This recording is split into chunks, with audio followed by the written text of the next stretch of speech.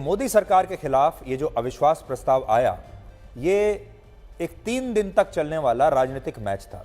3 दिवसीय मैच आप इसको मान लीजिए, और इस मैच के नतीजे आप इन 5 बातों से समझ सकते हैं। तो पहली बात तो ये कि जो मैच था ये एक तरफा रहा, जिसमें विपक्ष कहीं भी टिक नहीं पाया। दूसरी बात, विपक्ष जो है वो नेतृत्व विहीन दिखाई दे रहा था, और लोकसभा में विपक्ष की टीम का कोई कप्तान था ही नहीं।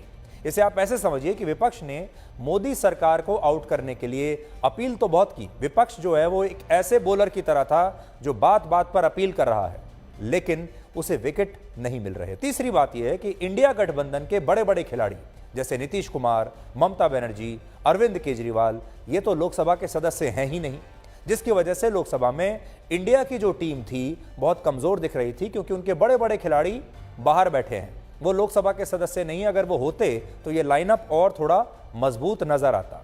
चौथी बात, इस मैच में इंडिया की टीम के, यानी इंडिया गठबंधन की टीम के जो सबसे बड़े खिलाड़ी हैं वो है राहुल गांधी। राहुल गांधी को लीड करना चाहिए था, कप्तान की भूमिका में आना चाहिए था, लेकिन राहुल गांधी की भूमिका किसी गेस्ट अपीयरेंस के जैसी थी। आप देखते हैं ना, फिल्मों में आप किसी एक बहुत बड़े कलाकार को ले लेते हैं और उसकी एक गेस्ट अपीयरेंस कर देते हैं। वो आता है, एक गाना गाता है या कुछ सीन शूट करके चला जाता है। राहुल गांधी ने बिल्कुल वैसे ही किया। उन्होंने सिर्फ एक गेस्ट अपीयरेंस दिखाई, जिसमें वो कुछ देर के लिए आए और उन्होंने अपना भाषण दिया, और फिर भाषण देते ही उसके बाद वो लोकसभा से चले गए।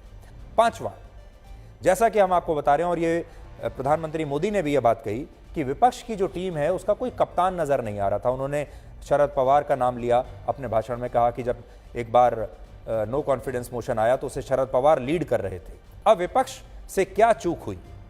ये बात सही है कि उनके पास ज्यादा बड़े बड़े खिलाड़ी हैं ही नहीं, उनके जो स्टार प्लेयर हैं उनके पास नहीं है, एनडीए के पास हैं। लेकिन एक जो बड़ी चूक हुई है विपक्ष से वो ये कि विपक्ष की टीम ने सोनिया गांधी का उपयोग नहीं किया। विपक्ष के पास सोनिया गांधी के रूप में एक बहुत बड़ी खिलाड़ी सामने फ्रंट सीट पर बैठी हुई थी, जिनका उपयोग करके विपक्ष इस मैच को मोदी वर्सेस सोनिया गांधी बना सकता था।